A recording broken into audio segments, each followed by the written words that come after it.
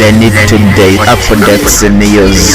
Ikaze kuri lennytoday, nge nitwa Leonari, abandi banyita Lenny, nanjye ni todayza nada day. Cyo kugezaho amakuru y'imyidagaduro mu kiganiro lennytoday showbiz tonight. Reka nizere ko weekend yagenze neza. Yari weekend ya nyuma y'ukwezi, harimo ibitaramo bitandukanye. Hari Shineboy Fest muri BK Arena, Devis yakoze amateka, Marina kandi nawe yagiye azunguriza abafana be ikibuno.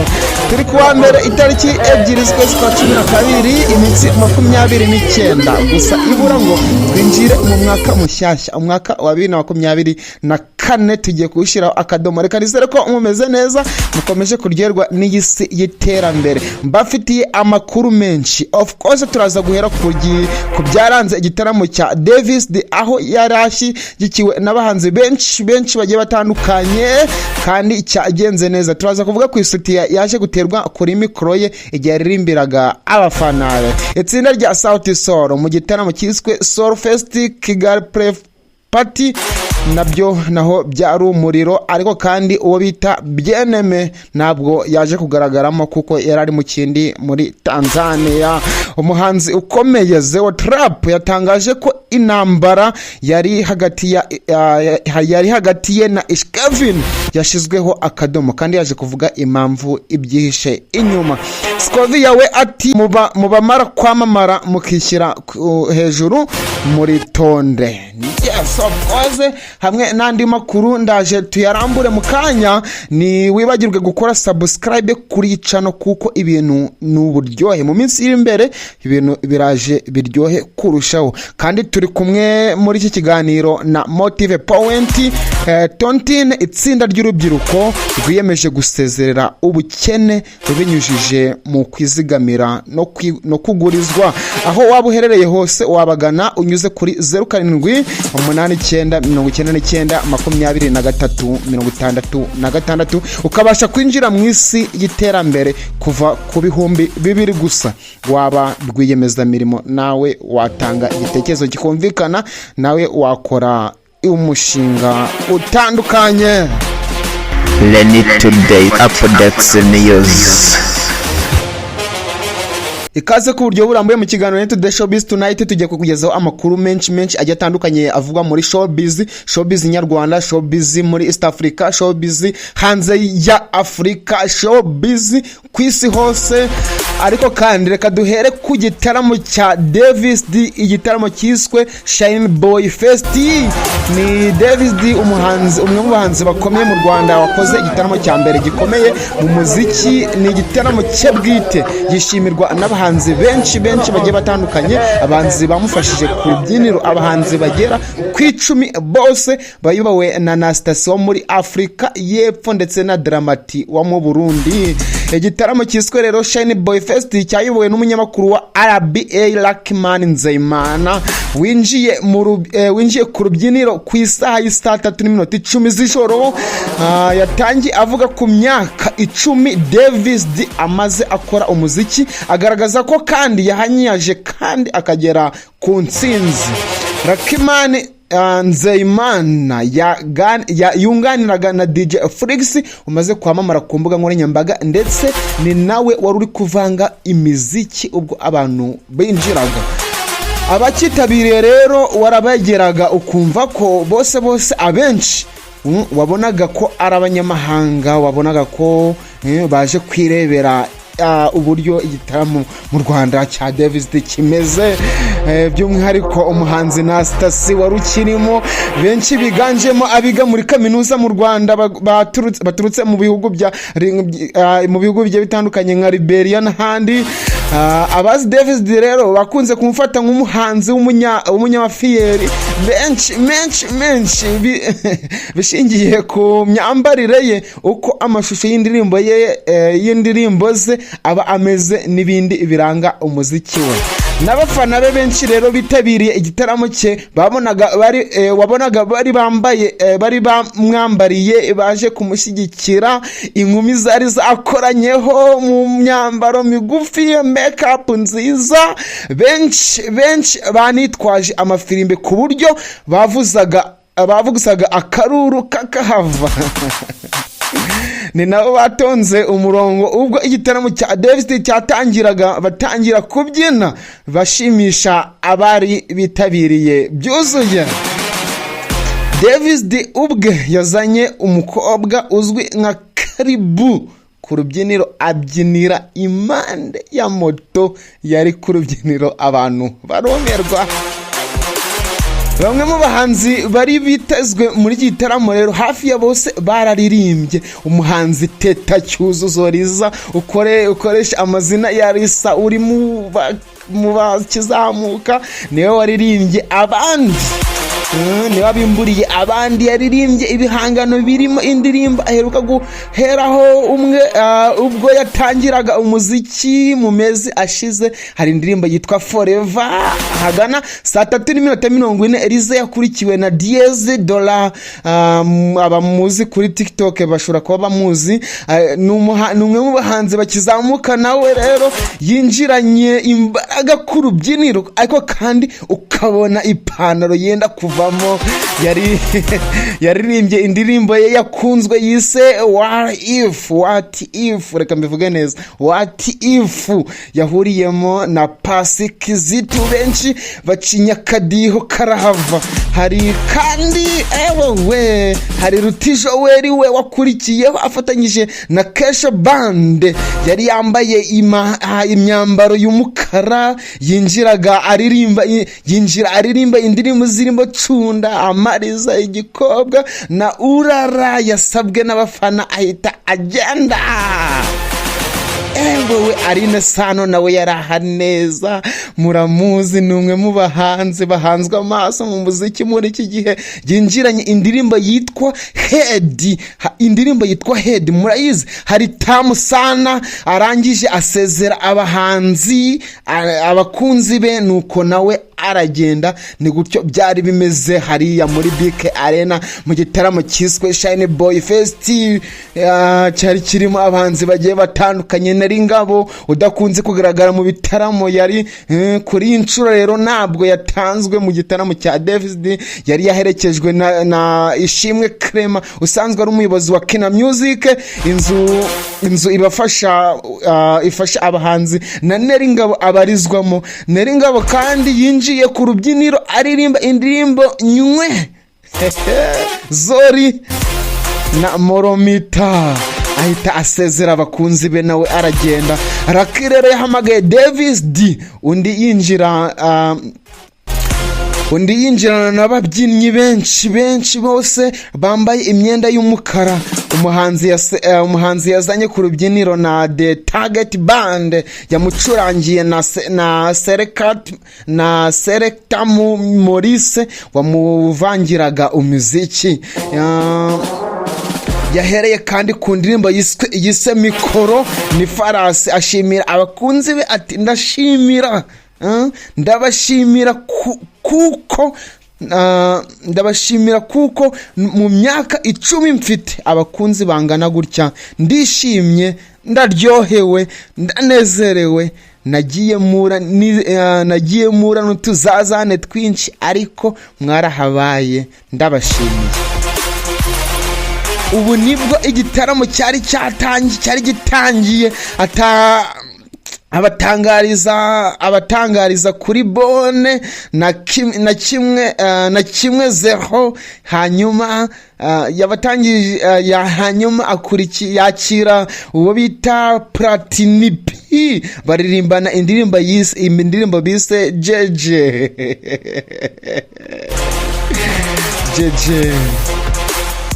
yamusize ku rubyiniro. Undi aririmba indirimbo ze zirimo Attention n'indirimbo yitwa Icupa.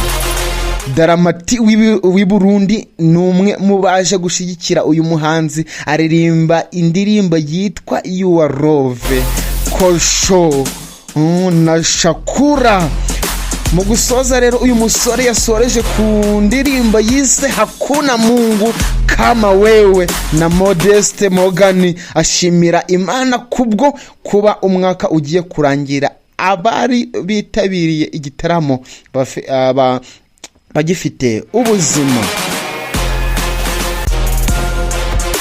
abahanzi bo bari benshi, hari Bulldog, hari Bushari, hari Nastasi, hari abanyamuziki ba Toxic, hari Devis ugezweho mu ndirimbo yise Ambulance n'abandi benshi bagiye batandukanye. Yumve ko ibintu byari umuriro, nubwo uwo bita Bushari yatswe mikoro, yatswe indangururamajwi ubwo yashaka kurenza igihe bari bamuhaye, kuko nta muhanzi n'umwe wari wemewe kurenza indirimbo 3, ariko we ashaka kurenza iminota, niko kumwaka mikoro. Reka dusoreza ahangaha n'aba Arine Sano bari barimo, harimo abahanzi benshi.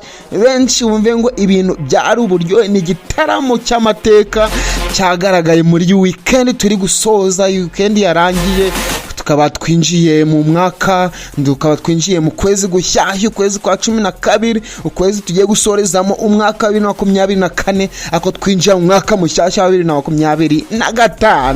Mbafitiye izindi stories nyinshi, wowe nujye kure, hari story nyinshi. Hari ikindi gitaramo cyabaye cya Souti Solo, itsinda rya Souti Solo, gusa byenemewe ntabwo yari arimo, kuko yari yagiye ntabwo yari ahari.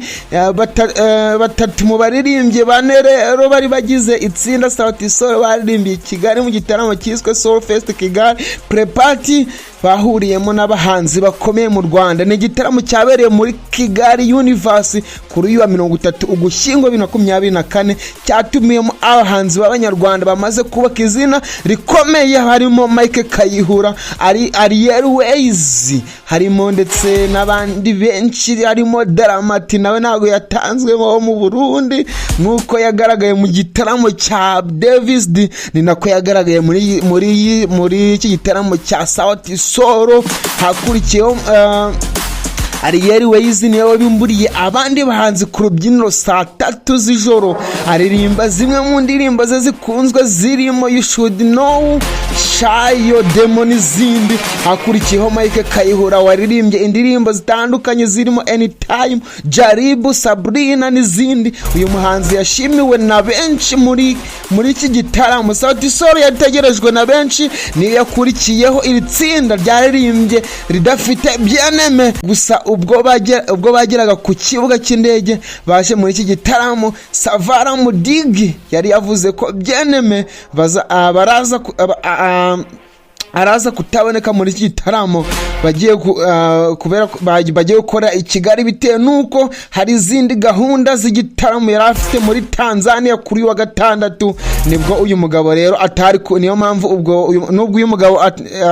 uyu mugabo atari kumwe nabo. Ni nayo mpamvu rero iri tsinda ry'abantu batatu byashimishe abantu benshi binyuze mu ndirimbo baririmbye zirimo Melanini mwakunze muri benshi. Hari indirimbo yitwa Suzana, indirimbo igezweho ngunze kuyibona, yakoreshejwe no mu bukwe bugiye bitandukanye. Iri tsinda rero risoje kuririmba Dramati wo mu Burundi yatunguranye aza ku rubyiniro aririmba indirimbo ze zirimo For Your Love, afitanye na Juno wa Kosho, ari no mu zikunzwe i Kigali. Iki gitaramo cyatewe inkunga n'uruganda rwa Skol Brewer Limited, cyacuranzwemo na DJ Sonia ndetse na DJ June. Soul Fest Kigali Pre-Party yabanjirije ikindi gitaramo cyiswe Soul Fest kiteganyijwe kubera i Nairobi muri Kenya kuwa 19 kuva ku itariki 19 kugeza kuri 20 Ukuboza 2024. Byitezwe ko kandi ku itariki 19 Ukuboza 2024 hazaba igitaramo cya Soul Fest cya VIP, ndetse nicyo kuwa 21 Ukuboza 2024 kigenewe abakunzi b'umuziki muri rusange. Ni ibitaramo biteganyijwe kwitabirwa n'abahanzi barimo Calligraphe Jones na Nyashike. Reka dusoreza kuri iyi nkuru ya Souti Solo, kuko ni ibintu byabaye hariya muri Kigali Universe byari umuriro. Dufite izindi story nyinshi, dufite story nyinshi rwose. Wowe nujye kure, uwo bita Zeo Trap we yahishuye impamvu, yahishuye uko byagenze kugira ngo intambara yari hagati ye na Kevin ibashe gushyirwaho akadomo. Ni intambara imaze igihe kigera ku mwaka wose. Uwo bita Zeo Trap na Kevin badacana uwaka, ariko Zeo Trap yagaragaje ko yashize akadomo ku ntambara y'ubutita ye n'abahanzi bagenzi be. Hanyuma niyo yagaragaje ko Kevin nawe byashizwe akadomo akaza no gutuma ahamagazwa ku rwego rw'igihugu cy'ubugenzi cya Haribu. Ni intambara rero yatangiye umwaka ushize, ubwo bombi batangiranaga gutukana mu ndirimbo zabo, ariko ubu ngubu yasizwe akadomo. Ni indirimbo za Zeo Trap zatukanaga na Trapish Gang ya Kevin, nabo bakamusubiza bifashishije Horex wari umwe mu bahanzi bayigize muri Kamena uyu mwaka rero. Gusa ibi bintu byaje guhindura isura cyane ko noneho Zeo Trap we yarengereye agatuka Kevin kugeza no ku babyeyi, ndetse biza gutuma ahamagazwa na Ribu. Zeo Trap yari yibasiye mugenzi we muri freestyle yise Sinabyaye mu kiganiro na Igihe. Rero Zeo Trap yavuze ko nyuma yo guhamagazwa yishimiye ko yaganirijwe ndetse bakamenya umuzi w'ikibazo cye na Kevin, ariko nawe akabyemerera ko byarangiye. Ati isomo nize ubwo Ribu yamamagazaga nuko inshingano zabo bazikora neza kandi bakareba uko ikibazo kimeze. Byari bikenewe rero kuganirizwa kuko hari ahantu twari tumaze kugera hatariho. Nyeka ko kandi nawe undi wabasha kubahuka undi ku buryo akora ikintu abantu batazi, nuko abaraperi baba bapfira ibintu byabo.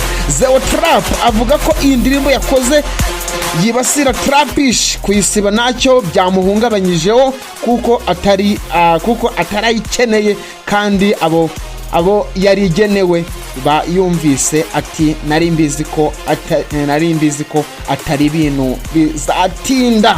N'uyu muraperi rero ugaragaza ko we na Kevin cyangwa umwe mu bakoranaga nawe mu gihe bari bahanganye mu ndirimbo, nta n'umwe bari basanzwe baziranye mu buryo bwimbitse, ahubwo bari bahuye rimwe bagatangira no gupanga umushinga w'indirimbo, ariko nyuma bagashwana bigahinduka guterana amagambo. Inkuru ziracyari nyinshi hano kuri lennytoday updates news. Today's another day. Muracyari kumva ikiganiro lennytoday showbiz tonight. Ni ikiganiro kikugezaho amakuru y'ibyamamare, amakuru y'imyidagaduro, amakuru ya showbiz.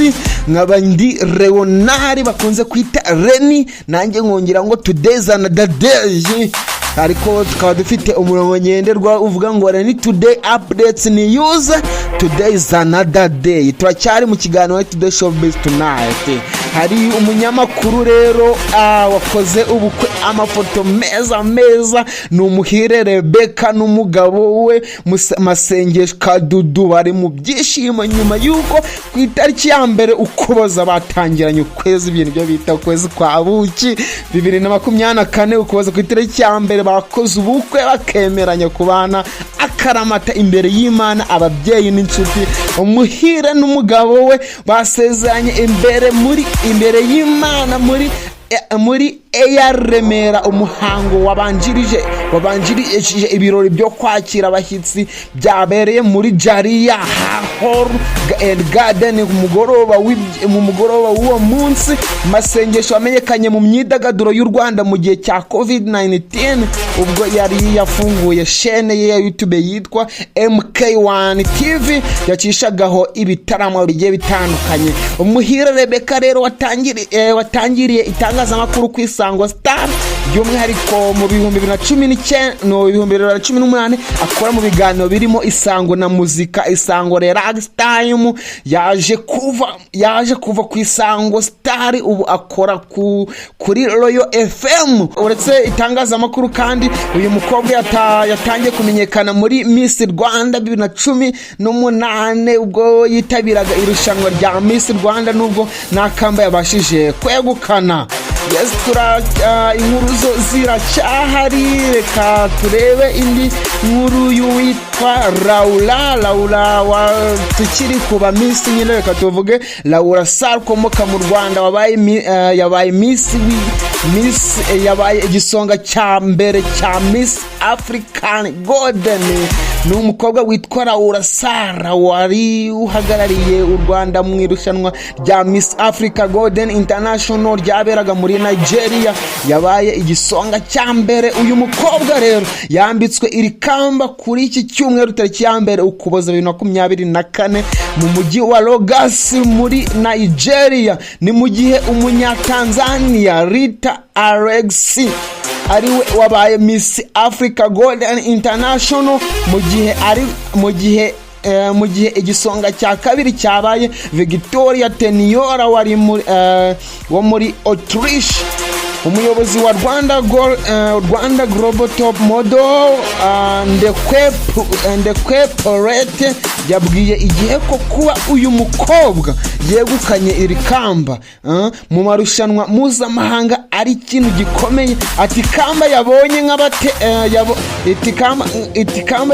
nk'abategura irushanwa tugiye kumufasha kuribyaza umusaruro. Ntabwo rero byari byoroshye ariko ikamba yaritahanye. Ntabwo gutsinda ikamba mu marushanwa mpuzamahanga ari ibintu byoroha. Laura Sara yitabiriye irushanwa ryabaye guhera ku itariki 24 Ugushyingo 2024 kugeza ku itariki ya mbere Ukuboza ryahuriyemo abakobwa baturutse mu bihugu bitandukanye. Uyu mukobwa yabonye amahirwe yo guhagararira u Rwanda ubwo we n'abagenzi be batanu bahize abandi banyamideri muri 30 bari bahanganye. Yes, nuko dusoje ikiganiro cyacu, ikiganiro lennytoday showbiz tonight. Ikiganiro kikugeza amakuru y'imyidagaduro, ikiganiro kikugeza amakuru ya showbiz. Ngewe ndi Leonard Nshimiyimana. Today's another day. Reka dukomeze kubana mu buryo bwinshi bugiye butandukanye. Wowe niwegeye gukora subscribe kuri iyi YouTube channel yacu lennytoday updates news. Today's another day. Mukomeze kugira ibihe byiza, mukomeze kugira intangiriro nziza z'ukwezi kwa 12. Kwezi tugiye kudufasha kwinjira mu kwezi kwa mbere kwa 2025 umwaka mushyashya. Tuzahuramo n'ibyiza byinshi bigiye bitandukanye. Call me Renny. Today's another day. Alright, mwibuke gusenga nyabona, ni gusenga birafasha.